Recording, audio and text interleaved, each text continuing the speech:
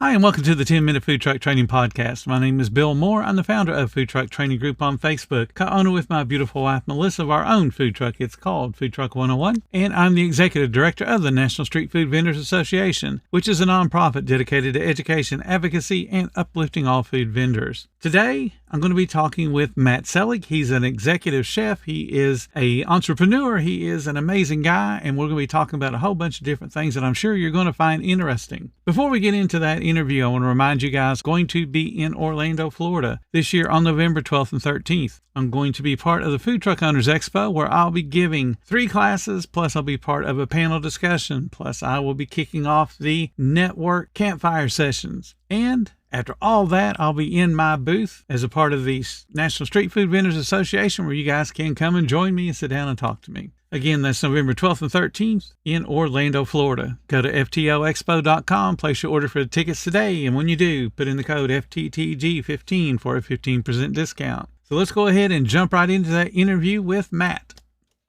All right. Well, my name is Matthew Selig. I am an educator. I'm an entrepreneur, and I do all that through food, so that also makes me a chef. I am a very active member in the American Culinary Federation. I'm certified as an executive chef, executive pastry chef, culinary educator, culinary administrator, and I'm also a member of the American Academy of Chefs, which is like an honor society for chefs. I love food. I love to eat. Really? Yeah, I love to cook, and I love to arm people with the capability to be successful. That's what I do as an educator, is help people create their own paths. There are no easy paths. Even sitting there crying and worrying about the world is not an easy path. You're going to feel pain no matter what you do. You might as well get something from it. Exactly. And that's kind of my focus and my mentality. I met Bill because I'm opening an incubator kitchen, or I have recently opened one, and trying to work with more and more food trucks and getting small entrepreneurs, trying to get their feet under them and get them moving in a good positive direction.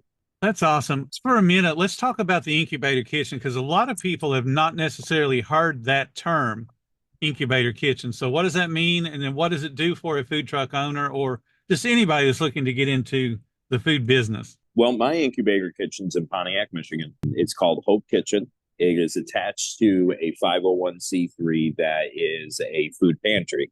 The executive director, Norma Okonski, that I work for there, she feeds 16,000 mouths a month from that food pantry. It's really a wonderful situation, because if you're renting from our kitchen, you're also contributing to a great cause, essentially, here. An incubator kitchen is slightly different than just a rental kitchen, because a rental kitchen is a space you go and you rent it, you cook, you take off, follow the rules, or don't and get kicked out. Incubator kitchen, we focus on not only the kitchen rentals, but also helping people develop what they need to be able to do for their business. There are a lot of pitfalls that I see people fall into. And in our business, as difficult as it is, everyone is very emotional, which is where they get their energy to push through it. You need that. You need that emotion. You need that passion. The problem is you can't get lost in it. I worked with a place one time, and we were in a movie theater, and the owner of the movie theater wanted this gumbo on the menu. The gumbo didn't sell. We threw away more gumbo than we sold, and it was ridiculous. And in talking to the guy, all he would say is, "Don't F with the gumbo." I'm, of course, making it a little bit more PG. So we kept it on, and all we did was lose money. But he loved the gumbo. And people need to realize that when you step on one side of the service line, you're no longer producing food for you. You're producing food for your guests, which they may not like exactly what you like. And you know what? I don't care. Is your money green? Sweet. You need me to tweak this to make it for you? You know, like people are like, how can you cook a well-done steak? I go, very good, very easily. I just leave it on the grill longer. Is your money green? Great. It's called the hospitality industry. I can't wait to cook. I can't wait to kill this steak again for you. It's already dead, but I'll kill it again. No problem. I agree with you. You know, we see that a lot in our Facebook group, and then just in general, where you'll get somebody that has that arrogant attitude. They want to cook it well done, or go the other direction. They want it really, really rare, practically raw. Like you said, the money's green. I don't care what they want. I can cook it. Yeah. And that's all that matters, because I want them to come back tomorrow. They're not eating Bill's sandwich. They're eating their sandwich that Bill makes. Right. 100% correct. 100% correct. And not only with that, you have to pay attention to your costs. And I think people pay attention to some costs and then just let other things wash underneath them. And one of the areas that I find that to be an issue, it comes with packaging. In a food truck or a small food vendor, I run a ghost kitchen. I own a little company and I run a ghost kitchen out of that incubator kitchen. And that's where basically people come pick up orders on specific days that I open up, right? It's basically I'm a food truck without a truck. So I call it a ghost kitchen and it has some validity. But I noticed like I have to put all my food in foil to sell my meals. Well, foil from GFS costs me like 58 cents for each one. I have to account for that in my costs because I'm spending that money as I sell this product. And people don't put that together like, hey, I have to put this product in something to sell it to somebody. Oh, hey, I'm giving them a fork. That costs money. I'm giving them a napkin. That costs money. I'm giving them a plate. That costs money. In fact, right there, if you keep it real tight, you're looking at about 8 cents per person. Mm-hmm. And that might seem small, but if you are not paying attention to that cost, then it's just going to bite you and it's going to cut into all of your margins. If you've done costing on your recipes and didn't even think about your packaging, that's going to hurt you, you know? And when you start obsessing over things like that, you start finding better deals. Sometimes you just find better deals by walking in the store and you happen to look over like, hey, that's something I buy. I wonder what they sell it here for. I did that at the Sam's Club by me and I walked in and I saw their foil pans were half the price of what I was buying from GFS. Guess what? I don't buy from GFS anymore. But all my costing is for the GFS cost. Right. So you're making a little bit more money because you found a cheaper alternative. That one.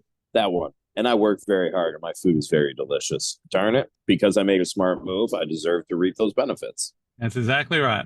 And that's what we teach people, you know, within our Facebook group and within our association as well. You know, I come from a restaurant background. And so when I say food cost, I'm telling them you're going to include all the paper as well. Very good. What you're thinking of is how you hand it to the guest. Everything in that and whatever's in has to be counted as part of your food cost. Gotcha. Food and paper, if you want to call it that. Well, and you know, typically in a restaurant where you're using plates and glasses, you don't have that cost for every item you sell. It translates a little differently, but you know, I mean, the costs are there. And then when you have a truck, God bless the food truck owners, you got to worry about a flat tire. You got to worry about your gas line being hooked up. You got to make sure that your plug hasn't rusted out so that you can plug the truck in. And, you know, there are a lot of pitfalls. There are a lot of great things along with it, too. I mean, honestly, it's especially after the movie Chef came out, it's sexy as hell, you know, to have a food truck. And I'm not going to lie. I kind of look at that and I'm like, yeah, that'd be kind of fun. That'd be kind of fun. I've got 5 million other things going on in my life. And I'm like, whoa, doggy, you need to slow down a little bit. But to me, it's conveying the idea that you're in business. You have one goal when you're in business.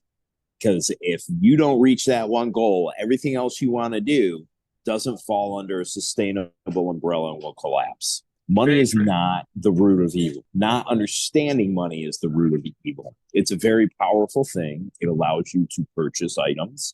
And the more money you make, the more purchasing power that you have and the more influence you have on other people. You know, a lot of people, I just want to make enough money. Well, you know, that's not the attitude to take. You need to be aggressive. I don't want to make just enough money. I want to blow this thing out. Oh, yeah. You absolutely have to, because at some point you get to be my age. And if you haven't been setting money aside and blowing it out, like you said, you're going to continue to work for the rest of your life until you die. And that's not what you want. No, not really. It's quite a crazy world. It goes beyond a good recipe that your mom had, that people have told you, oh, you should sell this. They might be right. Maybe you should sell it. But what else goes into it? And I don't say that to push people away from their dreams. I say that so when you walk into your dream, you know what you're walking into. Yeah. You know what your dream is. For instance, when I started competing and doing cold food, what an absolute nightmare. I thought it was one thing, then I got into it, realized it was another thing. And then at that point, I kind of just kept going because I didn't want to quit, because I hate quitting. And now I'm done with it. I've, you know, done my journey and I've gotten what I wanted out of it and came through the other side. But it's just like owning or running a business. Like, unless you have been involved with it, you have no clue what's coming your way. And the first time a gas line splits open on you and all of a sudden this huge flame comes jumping out, you'll know exactly what the heck I'm talking about. Yep. right? I could, on my externship when I was in Florida down in Marco Island, we had a gas line fly off the fryer. I was at the Marriott in Marco Island, and the gas line flew off the fryer. We heard this bang. I felt this heat, and there was, next thing I knew, I was back on the mainland Florida. I ran like hell, man. I got out of there, and I came back, and everyone's like, "What happened to you?" I'm like, "I heard a bang, a pop. I felt heat, and took off." Yeah, yeah. Mama didn't raise no fool. It was time to Yeah, go. exactly. You live with your aunt most of your life, right? Right? When you talk to people that have worked in the restaurant industry, they have so many awesome stories. And I think that when you start to do a food truck or even a small restaurant, cafe, whatever, you've been told, like you said, there's awesome recipe. You should sell it. Then they get into that first step, and that is literally the first step. There's a whole flight of stairs you got to climb. Cost and measure the recipe, measure it in grams. You want to get accurate, measure it in grams. And, you know, in the United States, people are like, what the heck? Oh. Come on, just go back to your college days. There are 28.5 grams in an ounce, 0.35 if you want to get real technical, but we won't go too technical. Good thing. Remember back in the days using that as a scale? Anyways, cost that recipe out. Make it. Weigh out all your ingredients.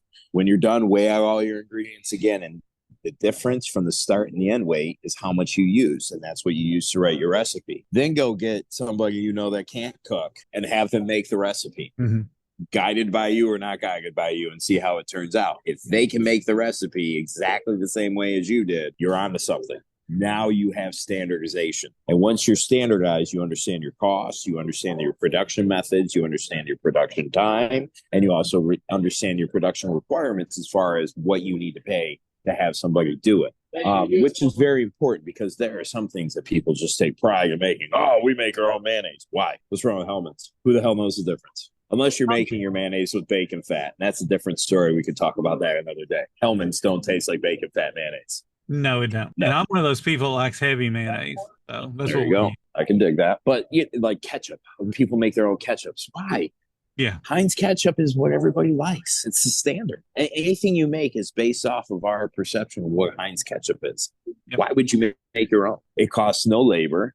It's shelf stable. Yeah, exactly. You know, sell water from your food truck. Well, everybody sells water. Great. So when you go to a hot place, give it away. When you go someplace hot and everybody's selling food, give away the water for every one of your items that they buy. You buy a sandwich from me, you get water for free. Yep. It's called a loss leader. That's 8 cents I'll throw out the door because it's going to draw people in. Yeah.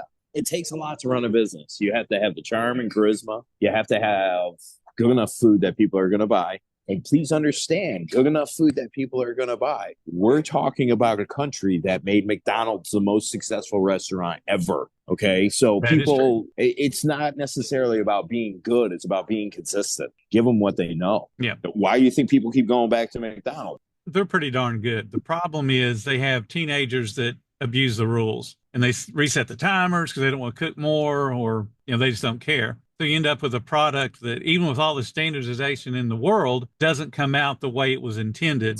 There's no passion there. They just don't care. They want to earn whatever they're getting paid and then go home and never care about the business again. So that's business. That's business development 400. Make people care or find the people that care. They don't need to care as much as you. They just need to care.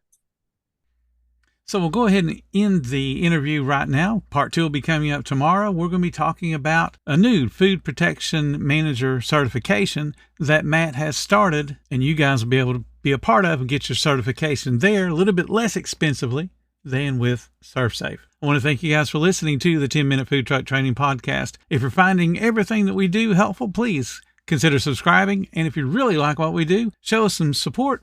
There's a link in the description to make that happen. Until tomorrow, you guys have a profitable day.